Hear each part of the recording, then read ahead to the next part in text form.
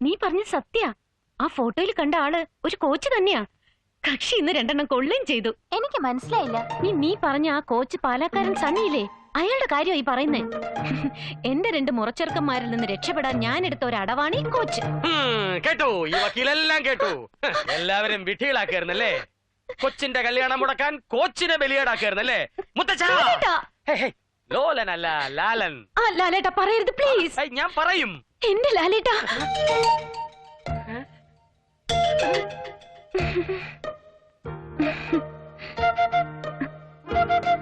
ഇത്രയും നാളായിട്ടും എന്റെ മനസ്സൊന്ന് മനസ്സിലാക്കാൻ ലാലേട്ടന് പറ്റിയില്ലല്ലോ. ഞാൻ ഈ കള്ളമൊക്കെ പറഞ്ഞ് എന്റെ കല്യാണം മുടക്കണത് എന്തിനു വേണ്ടിയാണെന്നറിയോ? എയർ ഹോസ്റ്റസ് ആവാൻ. ഒരിക്കലും അല്ല. ഇനി ഞാൻ തന്നെ അത് തുറന്നു പറയണോ? ഒരുപാട് നാളായിട്ട് മറക്കാൻ പറ്റാത്ത ഒരാള് എന്റെ മനസ്സിലുണ്ട്. ആരാണെന്നറിയോ? എന്റെ ലാലേട്ടൻ.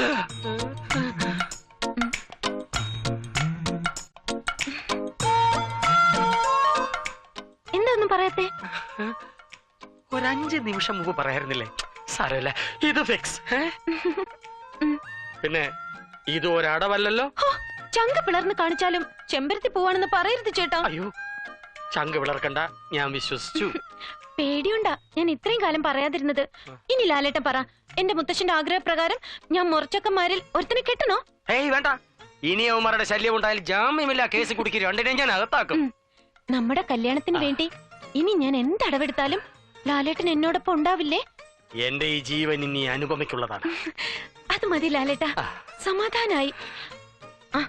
ഇനി ലാലേട്ടൻ പൊയ്ക്കോളൂ, അല്ലെങ്കിൽ എല്ലാവർക്കും സംശയമാവും. ശരിയാണ്.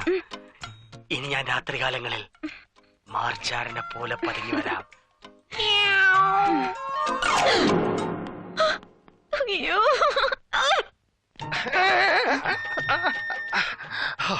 ഇടിച്ചില്ല. ഭാഗ്യം. വേഗം കുടിച്ചോ, 2 മുട്ടയും കൂടെ അടിച്ചു ചേർത്തിട്ടുണ്ട്. ഇനി ഈ മുട്ട പരിപാടിയായിട്ട് എന്റെ അടുത്ത് വരരുത്, തട്ടരുത്, മുട്ടരുത്. ഇന്നു മുതൽ എനിക്ക് പോഷകങ്ങൾക്ക് കുറവില്ല.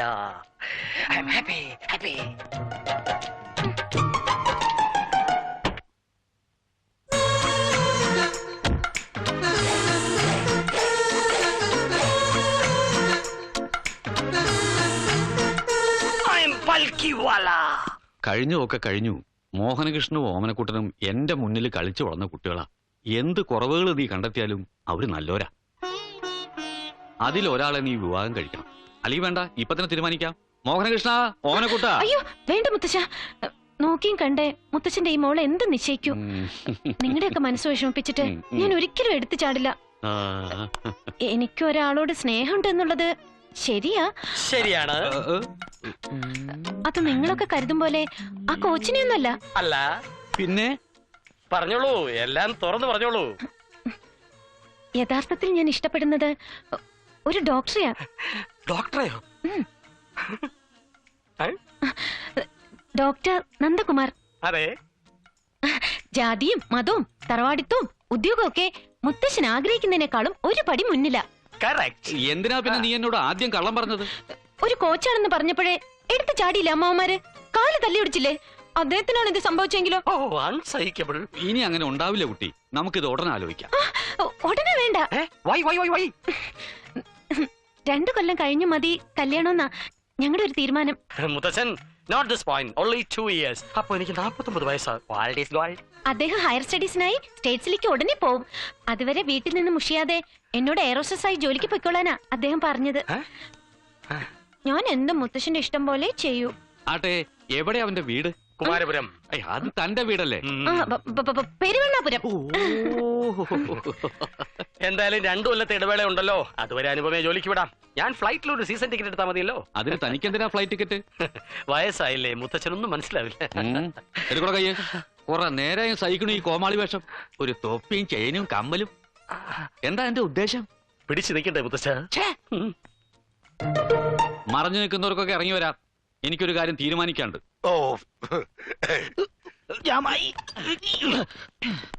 എനിക്കൊരു സംശയം. അപ്പൊ ഞാൻ തല്ലിയത് ആരെയാ? ആ ഫോട്ടോയിൽ അതേ ചായയാണല്ലോ അയാൾ. അത് തനിക്ക് തോന്നിയതായിരിക്കും. തോന്നിയതാവും അല്ലേ? അതുപോട്ടെ, ഞാൻ എപ്പോഴാ പെരുവണ്ണാപുരത്തേക്ക് പോണ്ടത്? എന്തിനാ? ആ ഡോക്ടറെ കാല് തല്ലി ഓടിക്കാൻ. ആദ്യം ഒടിഞ്ഞ കാലൊന്ന് നിവരട്ടെ, എന്നിട്ടാവാ.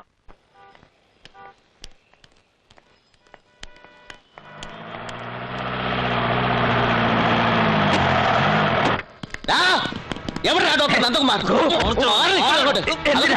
എന്താ ഇവിടെ ഒരു ബഹളം? ഞങ്ങള് ഡോക്ടർ നന്ദകുമാരെ കാലമാരാണ്.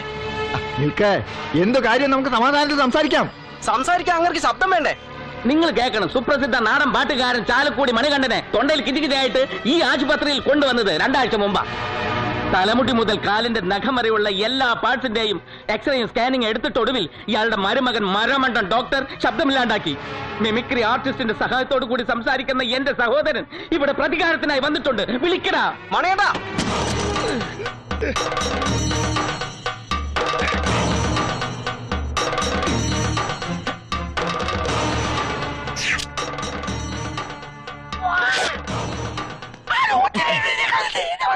ആ ഡോക്ടറെ പുറത്തേക്ക് ഇറക്കി വിട. കഴുതണ മോനെ, കഴിവേറിന്റെ മോനെ. നിനക്കെന്നെ ശരിക്കും മനസ്സിലായിട്ടില്ല. നീ പോടാ അമ്മായിച്ചൻ കഴുതേ. പോലീസിനെ വിളിക്കടാ. പോലീസ് ഞങ്ങൾക്ക് പുല്ല.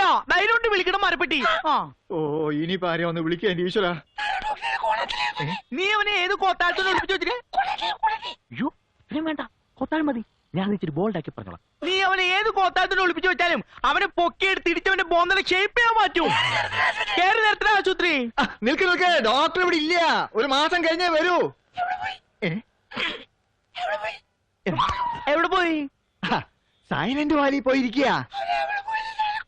അവനെ തലയിലാക്കണ കാര്യം ഞാൻ ഏറ്റു. എപ്പോ കണ്ടാലും അപ്പം തട്ടും. കേറ വണ്ടിയില് കാലം വിളിക്കാം. വിജയ് മോളെ, വരുന്നു. എന്താ എവിടെ മോളെ നിന്റെ കെട്ടിയോൻ? ഹോസ്പിറ്റലിൽ പോ, റെഡിയാവുക. നന്ദാ, ഓ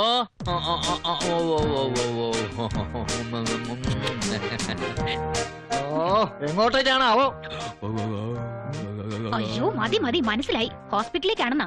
അതെ, അങ്ങോട്ട് ചെല്ലേ. എടാ, നീ തൊണ്ടയ്ക്ക് ഓപ്പറേഷൻ ചെയ്തൊരു ശബ്ദം പോയി എന്ന് പറഞ്ഞ അവിടെ ആകെ ബഹള. എന്നെ കണ്ടാ തല്ലി കൊല്ലുന്നാ പറഞ്ഞത്. ഈശ്വര, വലിയ ഡോക്ടറാണെന്ന് പറഞ്ഞാ നടക്കണത്. ഞാൻ ഒരു സാധാരണ MBBS ഡോക്ടറാ. ത്രോട്ട് പെയിനുമായിട്ട് വന്ന അയാളെ ENT സ്പെഷ്യലിസ്റ്റിനെ കൊണ്ട് ട്രീറ്റ് ചെയ്യിക്കാന്ന് ഞാൻ പറഞ്ഞതാ. വിജിയുടെ അച്ഛനാ പറഞ്ഞത് ഞാൻ തന്നെ നോക്കിയാ മതിന്ന്. പനി പഠിക്കുമ്പോ 1 2 തൊണ്ടയൊക്കെ പോയിന്ന് വരും. അത് ഹോസ്പിറ്റൽ ബിസിനസിൽ പതിവാ. എങ്കിൽ നമുക്കയക്ക് നഷ്ടപരിഹാരം കൊടുക്കാം. നാണോ ഇല്ലല്ലോ നിങ്ങൾക്കിട്ട് പറയാൻ. വിജി, വേറെ ഒരു MBBS സർട്ടിഫിക്കറ്റും ആയിട്ടാ നീ എന്റെ മോളെ കെട്ടിയത്. ആശുപത്രിയും ഈ വീടും കാറൊക്കെ ഞാൻ ഉണ്ടാക്കിയതേ. പലരുടെയും കഴുത്തറത്തിട്ടാ. അറിയാം നിനക്ക്? അയ്യോ, ആദ്യം നല്ലൊരു ഡോക്ടറെ കണ്ടി നശിച്ച വിക്കൊന്ന് മാറ്റ്. ഡോക്ടറെ, ആരാ? ഡോക്ടറെ ഒന്ന് കാണാമെന്നതാ. പരിശോധന ആസ്പത്രിയിലാ. ഞങ്ങൾക്ക് ഡോക്ടറെ ഒന്ന് പരിശോധിക്കേണ്ടത്. ഒന്നാ വിളിച്ചേ. അപ്പോ നിങ്ങളെ അവൻ ഓപ്പറേഷൻ ചെയ്തോ? ഓപ്പറേഷൻ കേസല്ല ഇത്. അപ്പൊ തല്ലാൻ വന്നല്ല. നന്ദാ, നന്ദാ, എന്താ? രണ്ടാലാള് മാനിനുണ്ട്. പക്ഷെ കയ്യിലിരിപ്പിച്ചിട്ട് തരല്ലേ. നിങ്ങളാരാ? അനുപമയെ അറിയോ? ഇത്രയും കാലം അവളുടെ പിറകെ നടന്ന് പ്രേമിച്ചിട്ട് ഇപ്പൊ അറിയില്ലെന്നോ?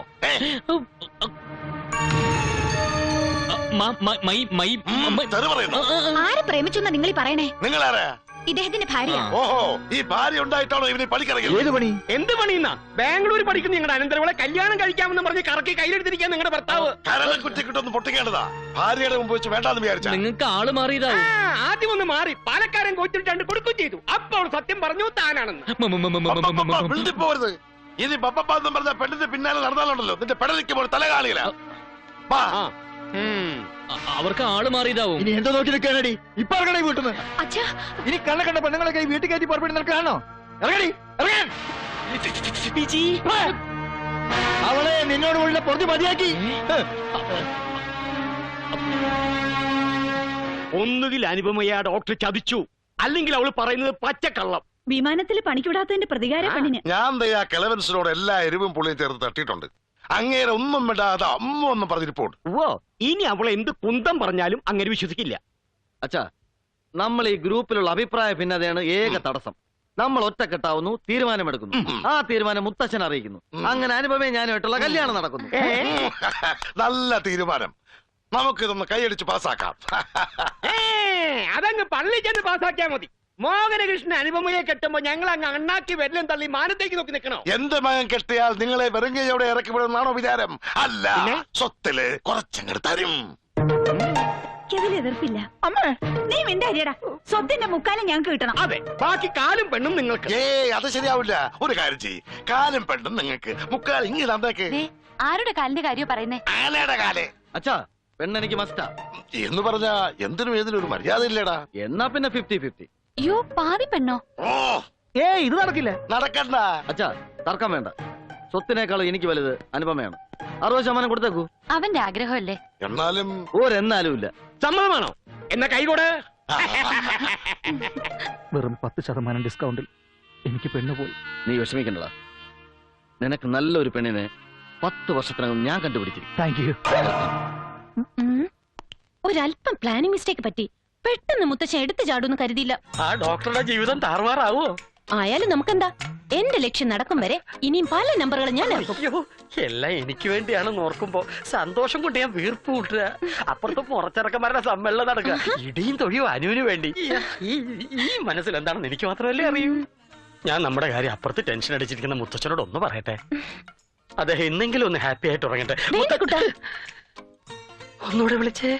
കുട്ടാ, ഞാൻ ഹാപ്പിയായി. ഇതൊക്കെ നമ്മൾ രഹസ്യമായി സൂക്ഷിക്കേണ്ട കാര്യങ്ങളല്ലേ? ഇടയ്ക്ക് ഇതുപോലെ എന്റെ കൺട്രോൾ വിടും. അനു വേണോ എന്നെ കടിഞ്ഞാനിടാൻ?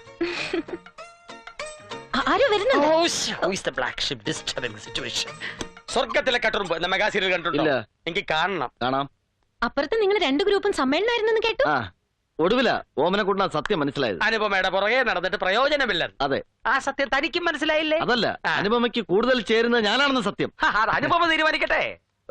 ഇയാള് കൂടുതൽ ഭാരിച്ച കാര്യം അന്വേഷിക്കണ്ട. ഇറങ്ങി പോകുന്നുണ്ടോ? ഞങ്ങൾ കുടുംബക്കാർക്ക് പലതും സംസാരിക്കാനുണ്ട്. മോഹനേഷ് ലാലേട്ടാ, കൺട്രോളിംഗ്.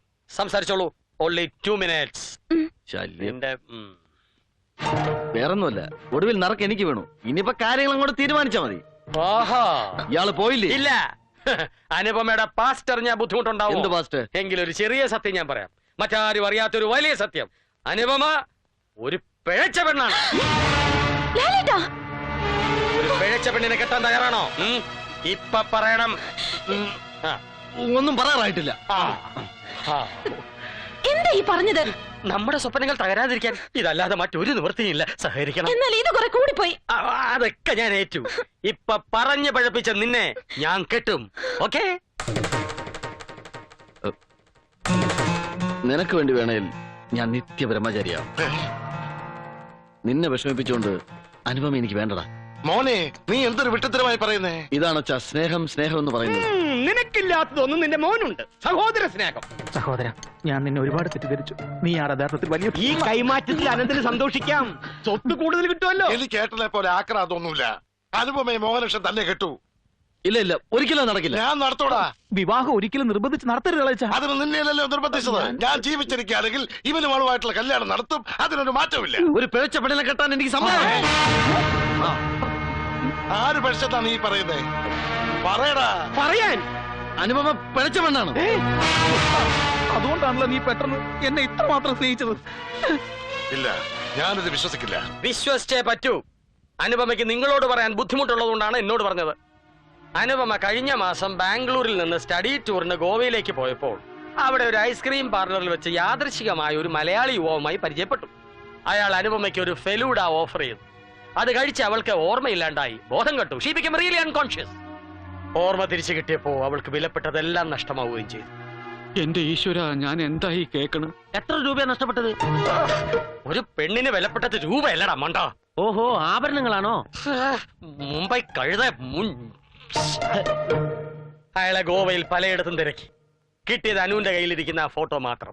ആ ഫോട്ടോയിലുള്ള ആളല്ലേ ഞാൻ കണ്ട ഡോക്ടർ? അത് തന്നെയല്ലേ ഞാൻ കണ്ട കോച്ച്. തനിക്ക് ഛായ തോന്നിയതായിരിക്കും. ചായം തന്നില്ല, പക്ഷെ ഫോട്ടോ കാണിച്ചപ്പോ അവൻ സമ്മതിച്ചു അവൻ തന്നെയാണെന്ന്. സമ്മതിച്ചോ? അങ്ങനെ വഴിയില്ലല്ലോ. നമ്മുടെ വക്കീല് പറഞ്ഞൊന്നും അച്ഛന് വിശ്വാസമായില്ലേ? പറഞ്ഞ് നേരെ ഏതാ നോണ ഏതാന്ന് തിരിച്ചറിയാൻ പറ്റുന്നില്ല. ഇതുപോലൊരു നിസാര കാര്യത്തിന് ലോകത്ത് ഒരു പെണ്ണും കള്ളം പറയില്ല. എല്ലാ സത്യം അറിഞ്ഞ് ഇനി ആര് വരും എന്റെ മോളെ കെട്ടാൻ? മുത്തച്ഛ, marriages are made in heaven. നന്മ നിറഞ്ഞ മനസ്സും ഒരു പെണ്ണിന്റെ നിസ്സഹായത മനസ്സിലാക്കാനുള്ള ഹൃദയവിശാലതയും ജീവിതത്തിലെ കയ്പ് നിറഞ്ഞ നിമിഷങ്ങൾ നേരിടാൻ തന്റെ ഇടമുള്ള ഒരാൾ അനുപമയെ വിവാഹം ചെയ്യാനുണ്ട്. അതെ മുത്തച്ഛ, അനുപമ മനസ്സാവാച അറിയാൻ സംഭവിച്ച കാര്യമായതിനാൽ എനിക്ക് സമ്മതമാണ്. ഓമനിക്കുട്ടാ, ഞാനെല്ലാം തീരുമാനിച്ചു കഴിഞ്ഞു അച്ഛാ. അവള് പിഴച്ചവളാണ്, പിഴച്ചവൾ. Note this point. ആയിക്കോട്ടെ, എന്റെ കുറുന്തോട്ടിക്ക് വേണ്ട. എന്റെ മോളെ കുറിച്ച് ആരും സഹതപിക്കണ്ട. എനിക്കറിയാം എന്താ ചെയ്യേണ്ടത്.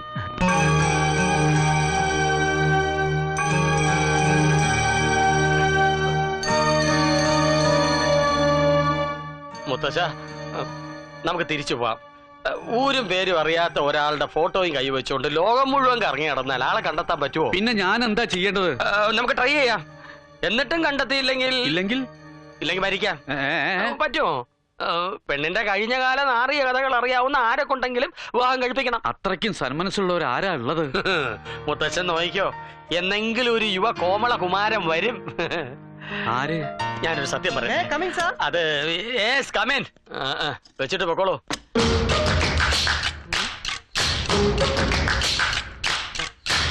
മേനവും മഠത്തിലെ ഉപ്പും ചോറും തിന്നും വളർന്ന ചന്ദ്രസേനല്ലേ? അതേന്ന്. ഇയാളെ താൻ അറിയോ? പിന്നെ എന്റെ നാട്ടുകാരനല്ലേ? ഉറപ്പുണ്ടെങ്കിലേ പറയാവൂ, ഇല്ലെങ്കിൽ തന്നെ ഞാൻ എന്റെ തൊട്ട അയൽവക്ക. ഈ താടി വടിച്ച് മീശ ഇത്തിരി പിരിച്ചു വെച്ചാൽ ചന്ദ്രസേനൻ തന്നെ.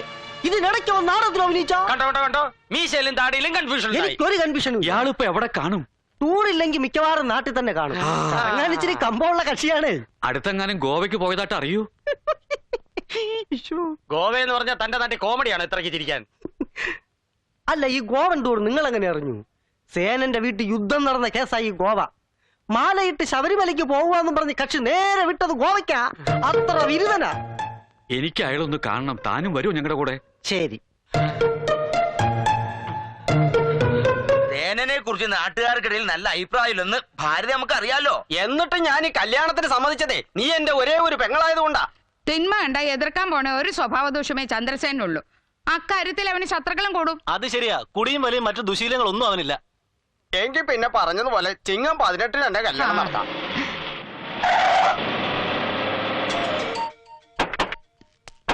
ഇതാ വീട്. വന്നോളൂ. സേനയില്ലേ? പുറത്തു പോയിരിക്ക. ഞാൻ അച്യുതമേ ഷൊർണൂരിന്ന് വരിക. ഇരിക്കൂ. ഓ, എന്താണാവോ വിശേഷിച്ച്? ഇവരോട് പറയണോ? പറയാതിരിക്കാൻ പറ്റുമോ?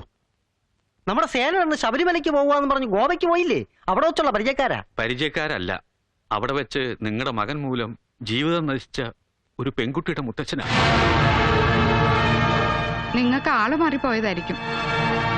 ഇല്ല, ഇത് തന്നെയല്ലേ നിങ്ങളുടെ മോൻ? അതെ. ഐസ്ക്രീമിൽ മയക്കുപൊടിയിട്ടൊരു പെൺകുട്ടിയെ ചതിക്കാൻ എങ്ങനെ അവന് മനസ്സ് വന്നു?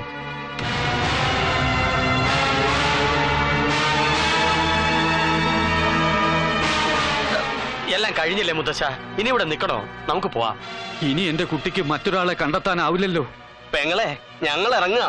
തക്ക സമയത്ത് വന്ന് വിവരം പറഞ്ഞ നന്നായി. അതുകൊണ്ട് രക്ഷപ്പെട്ടതേ എന്റെ മകളാ. വരിക, പോവാം. ഏട്ടാ, ഏട്ടാ, ഇനി എന്താ ചിന്തിക്കണം? എന്നാലും ഒന്നും ചിന്തിക്കാനില്ല. ഇനി ഇതും ആ പെരുവണ്ണാപുരത്തെ ഡോക്ടർ നന്ദകുമാറിനെ കുറിച്ച് പറഞ്ഞ പോലാണോ? മാനക്കേട് ഭയന്നല്ലേ അവള് പലതവണ കള്ളം പറഞ്ഞത്. മുത്തച്ഛൻ ഇപ്പോഴും വിശ്വാസമായില്ല. എന്താ അവിടുത്തെ തറവാട് മഹിമ, എന്താ കുലമാഹാത്മ്യം, എന്താ അന്തസ്, ഇതൊക്കെ വെറുതെ കൊണ്ടുപോയി കളയ. കിട്ടിയത് കിട്ടി. വേഗം സ്ഥലപ്പെടാൻ നോക്ക്. വരും മുത്തച്ഛ, പോവാം. തക്ക സമയത്ത് കൊണ്ടുവന്നില്ലേ വിരുന്നുകാരെ? ഇനി എന്താ നോക്കിയിരിക്കുന്നേ? പോയി വിളിച്ചോണ്ട് വരാ സേനെ. എവിടാച്ചാ? അവര് നല്ല പോയി വിളിച്ചോണ്ട് വരാൻ. ഞാൻ എവിടെ പോയി തപ്പും?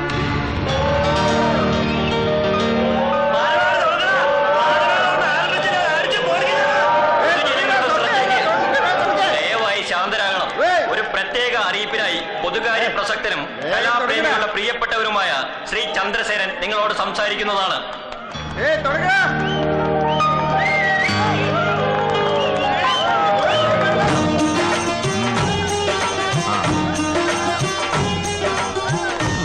ശബ്ദം കൂട്ടിയേക്കടാ.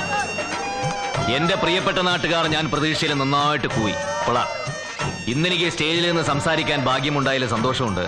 പക്ഷെ ഇന്നലെ നിങ്ങളിൽ ഒരുവനായി ഇതാ ഇവിടെ നിന്ന് ഇതിലും ശക്തമായിട്ട് കൂവിയിട്ടുള്ളവനാണ് ഞാൻ. കൂവി തെളിഞ്ഞവനാ. അതുകൊണ്ട് തെളിയാത്തവരെ നന്നായിട്ട് ഓരിയിടണം. ശബ്ദം നന്നാവും, അല്ലടോ? ആ, താങ്ക് യു. ഇനി നമുക്ക് കാര്യത്തിലേക്ക് കിടക്കാം. കേരള ജനതയുടെ പുതിയ ആവേശം ശ്രീ ചാലക്കുടി മണികണ്ഠന്റെ കലാപരിപാടികൾ ഉടനടി ആരംഭിക്കുന്നതാണ്. എന്നാൽ നമ്മൾ ഏവരെയും ഞെട്ടിപ്പിക്കുന്ന ഒരു വാർത്ത കുറച്ചു മുമ്പ് ഞങ്ങൾക്ക് കിട്ടി. അദ്ദേഹത്തിന്റെ ശബ്ദം ഒരു ഓപ്പറേഷനിൽ അദ്ദേഹത്തിന് നഷ്ടപ്പെട്ടു. അതുകൊണ്ട് ഒരു മിമിക്രി ആർട്ടിസ്റ്റിന്റെ സഹായത്തോടു കൂടിയായിരിക്കും അദ്ദേഹം ഈ പരിപാടികൾക്ക് വിടുത്തുക. അത് ഒരു കുറവായി കണക്കാക്കാതെ അദ്ദേഹത്തെ പ്രോത്സാഹിപ്പിക്കണമെന്ന് നിങ്ങൾ ഓരോരുത്തരോടും ഞാൻ അഭ്യർത്ഥിക്കുകയാണ്. ഇതാ അദ്ദേഹത്തിന്റെ വണ്ടി നമ്മുടെ മുമ്പിൽ എത്തിക്കഴിഞ്ഞു. എല്ലാവരും കൈയടിച്ച് പ്രോത്സാഹിപ്പിക്കുക. അദ്ദേഹത്തിന് നിങ്ങളുടെ ഓരോരുത്തരുടെ പേരിലും എന്റെ സ്വന്തം പേരിലും ഞാൻ സ്വാഗതം ആശംസിച്ചുകൊള്ളുന്നു.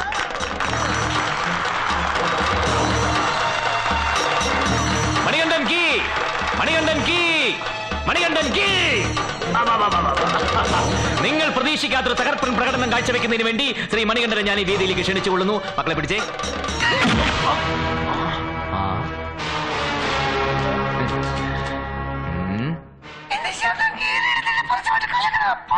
എന്റെ ശബ്ദം കീറിയെടുത്തില്ല, പരസ്യമായിട്ട് കളിയാക്കുന്ന പന്നി. കളിക്കരുത്, എനിക്ക് നോവുന്നുണ്ട്. നിന്റെ നാടൻ പാട്ടിനേക്കാൾ നല്ല നാടൻ അടിപണി ഞാൻ കാണിച്ചു തരടാ.